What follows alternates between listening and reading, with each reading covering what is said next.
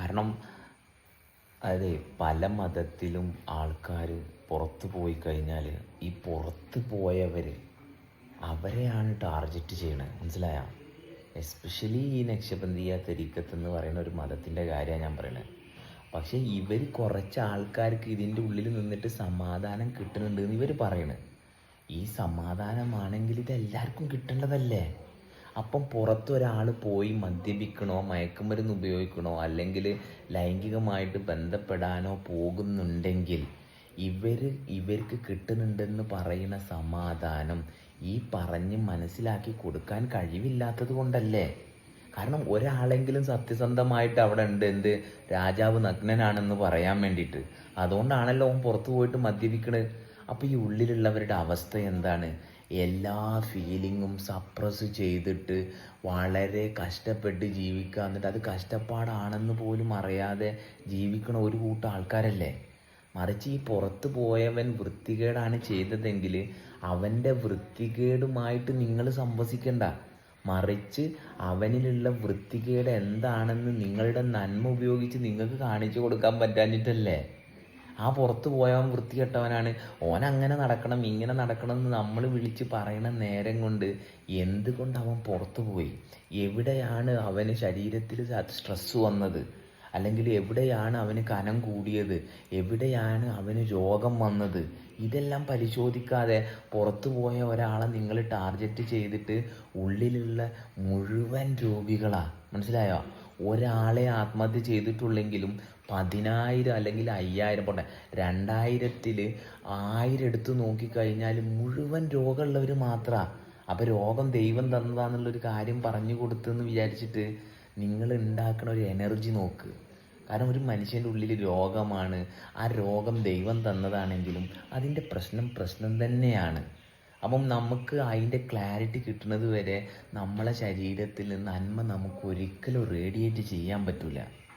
വെറും അഹങ്കാരവും വൃത്തികേടും ഗോസിപ്പും മാത്രമേ നടക്കുള്ളൂ. കാരണം എന്താ? ഞാൻ തന്നെ നശിക്കണ ഭാഗത്ത് എങ്ങനെയാണ് എനിക്ക് വേറൊരാളെ രക്ഷിക്കാൻ പറ്റുക? വളരെ സിമ്പിളല്ലേ? അതുകൊണ്ട് പുറത്ത് പോണത് എന്താണെന്ന് ചെക്ക് ചെയ്ത് അയാളെ വൃത്തികെട്ടവനാക്കുന്നതിന് പകരം എന്തുകൊണ്ട് നമ്മളുടെ ചട്ടക്കൂടിന് എവിടെയാണ് കോട്ടം പറ്റിയതെന്ന് പരിശോധിക്കുക. അതല്ലേ ചെയ്യേണ്ടത്. അല്ലാതെ ഇത് പറയുന്നത് എത്ര ആൾക്കാരെ നിങ്ങൾ മാറ്റും? എത്രത്തോളം നിങ്ങൾ ഇതിനെ രഹസ്യ സ്വഭാവത്തിൽ കൊണ്ടു നടക്കാൻ നോക്കും? നടക്കൂല. കാരണം കാലത്തിൻ്റെ ഉള്ളിലുള്ളത് കാലത്തിൽ തീരും. മനസ്സിലായ? പിന്നെ വേറൊരു കാര്യം എന്താ വെച്ചാൽ, ഈ റിയലൈസേഷൻ അല്ലെങ്കിൽ തിരിച്ചറിവ് എന്ന് പറയുന്നത് പാരമ്പര്യമായിട്ട് കിട്ടുന്നതാണോ എന്ന് ചോദിച്ചാൽ കുടുംബ പാരമ്പര്യത്തിൽ കിട്ടുന്നതല്ല. മറിച്ച് മനുഷ്യൻ ജനിച്ച അന്ന് തൊട്ട് എങ്ങനെയാണ് ഈ ശരീരം ജീവനുമായിട്ട് പ്രവർത്തിക്കുന്നത്, ഇതിനനുസരിച്ചാണ് ഒരു വ്യക്തിക്ക് തിരിച്ചറിവ്.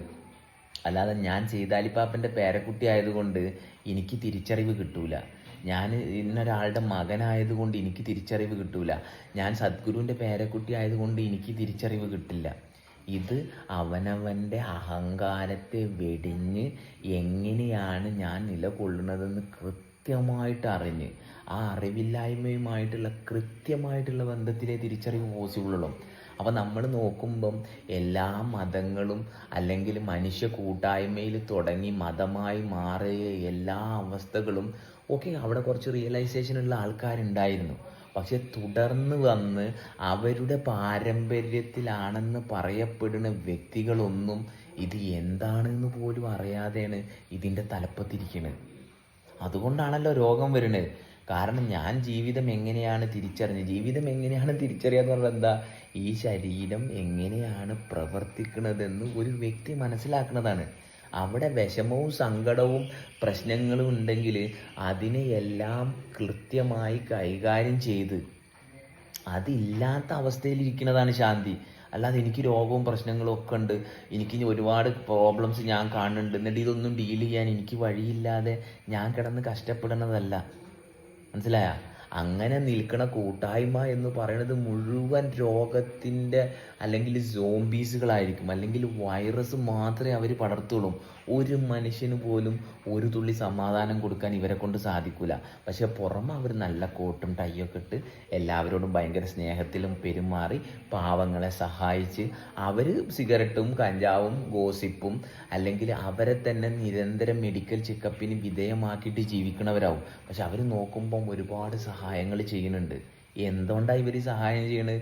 കാരണം ഇവർ നിലനിൽക്കുന്ന അവസ്ഥയിൽ ഇവർക്ക് യാതൊരു ഉറപ്പുമില്ലാത്തതുകൊണ്ടാണ്. അല്ലെങ്കിൽ എല്ലാവരെയും സഹായിക്കാൻ നമ്മളാരാണ്? അത് സഹായം എന്ന് പറയേണ്ട പോലും കാര്യമില്ലല്ലോ. ഇപ്പം ഞാനൊരാൾ ഭക്ഷണം കിട്ടാതിരിക്കുമ്പോൾ അയാൾക്ക് ഭക്ഷണം കൊടുത്താൽ അത് എൻ്റെ ആവശ്യമാണ്. കാരണം എനിക്കത് കണ്ടപ്പോൾ ഞാൻ ഭക്ഷണം കഴിച്ച് ഇയാൾ കഴിച്ചില്ല എന്ന് തോന്നൽ വന്നത് എനിക്കാണ്. അത് സഹായമല്ല, മനസ്സിലായോ? അപ്പോൾ എന്നതുപോലെ ഈ തിരിച്ചറിവ് ഇതിന് ആ വ്യക്തിയെ മാത്രം, ആ വ്യക്തി എങ്ങനെയാണ് ഇരിക്കുന്നതെന്ന് ആ അവസ്ഥ തിരിച്ചറിഞ്ഞാലേ ഇത് കിട്ടുള്ളൂ. അങ്ങനെയുള്ളവരുടെ കൂട്ടായ്മ മാത്രമേ നിലനിൽക്കുള്ളൂ. അല്ലാതെ നിങ്ങൾ ഓരോരുത്തരും ഓരോ രീതിയിൽ മാനസികാവസ്ഥ ഉണ്ടാക്കിയിട്ട് ഇത് കൂട്ടായ്മയാണെന്ന് പറഞ്ഞു കഴിഞ്ഞാൽ ഒരിക്കലും നിങ്ങൾക്ക് സ്വസ്ഥത കിട്ടാൻ പോണില്ല. നിങ്ങളുടെ സ്വസ്ഥത എങ്ങനെയായിരിക്കും എന്നറിയോ? മറ്റുള്ളവരുണ്ടാക്കുന്ന പ്രശ്നങ്ങളും ആ പ്രശ്നങ്ങളെ ബേസ് ചെയ്ത് മാത്രമായിരിക്കും. അല്ലാതെ അവനവനായിട്ടിരിക്കുന്ന അവസ്ഥയിലോ അല്ലെങ്കിൽ അവൻ ഉപയോഗിക്കുന്ന വെള്ളം, വായു, ഭക്ഷണം ഇതുമായിട്ടൊന്നും നിങ്ങൾക്ക് യാതൊരു ബന്ധവും ഉണ്ടാവില്ല. ഇതുമായിട്ടൊന്നും നിങ്ങൾക്ക് സത്യസന്ധത പുലർത്താൻ പറ്റൂല.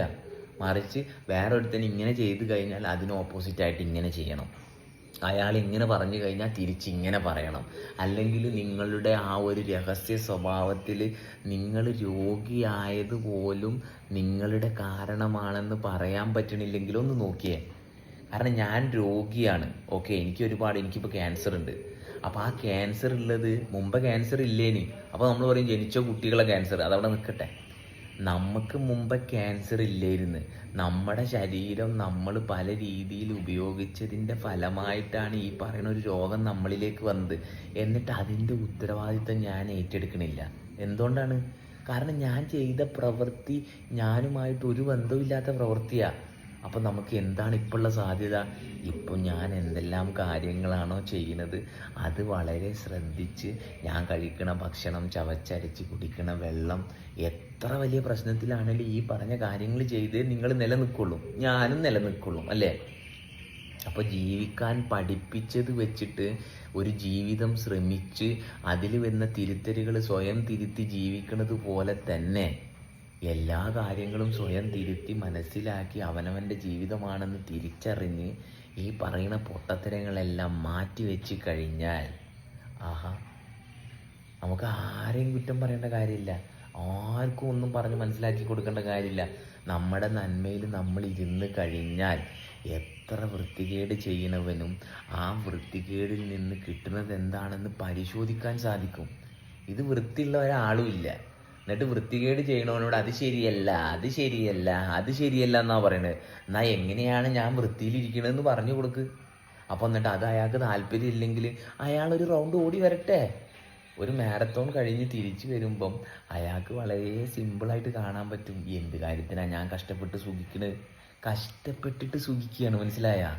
അല്ലാതെ സുഖം എന്ന് പറയുന്നത് കഷ്ടപ്പെട്ട് നേടേണ്ട ഒരു കാര്യമല്ല. ഇതുപോലും മനുഷ്യന് മനസ്സിലാവണില്ല, കഷ്ടപ്പെട്ട് സുഖിക്കുകയാണ്. അപ്പോൾ സുഖം എന്ന് പറയുന്നത് നമ്മൾ നിലനിൽക്കുന്ന അവസ്ഥയാണ്. അപ്പം ഇതൊന്ന് ശ്രദ്ധിച്ചു കഴിഞ്ഞാൽ കുറച്ച് സ്വസ്ഥമായിട്ടിരിക്കാൻ പറ്റും. ആവശ്യമുണ്ടെങ്കിൽ മാത്രം ചെയ്താൽ മതി. ഓക്കെ.